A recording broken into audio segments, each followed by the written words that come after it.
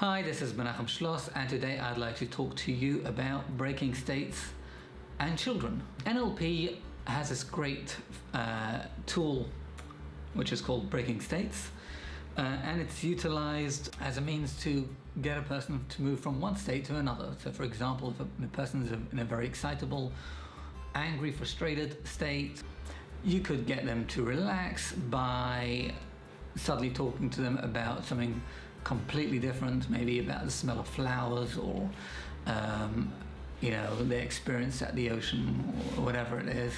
So it's a very useful technique to help a person move from one state to another.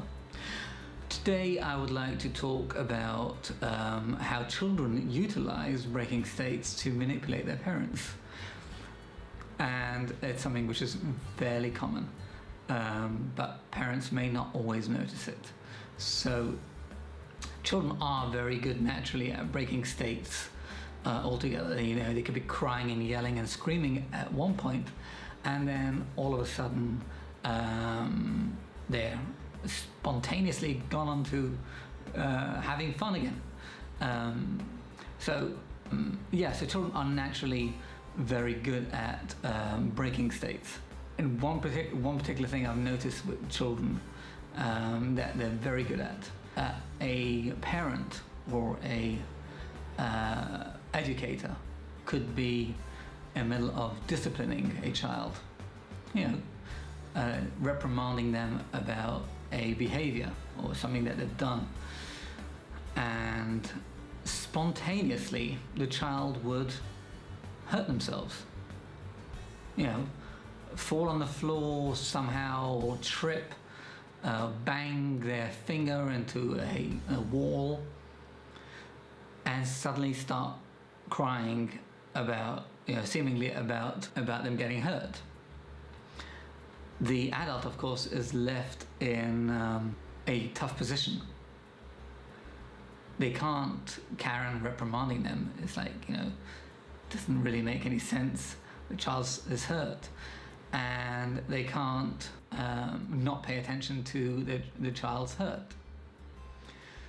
The child has cleverly gotten themselves out of the situation that they didn't want to be in, i.e. being reprimanded.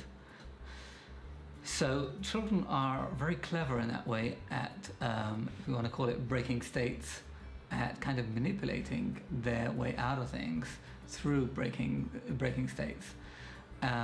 It's obviously it's very useful for them, but it's also important that parents be aware that they're doing that.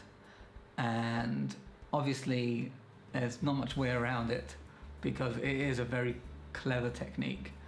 Of course, they don't always get hurt spontaneously. They don't always hurt themselves spontaneously, but somehow it happens a lot, and I've noticed it a lot. Children will do that just to get out of being reprimanded, being disciplined, for something that they've done. So it's useful for the child, but the parent also needs to recognize it, because a child does need to be disciplined. So whether the parent wants to make the choice of carrying on the reprimand after the sympathizing with the child, or not sympathizing at all, or going back to reprimanding later on, that would be a choice. But it is important that the parent recognize that it is a clever technique that children will utilize.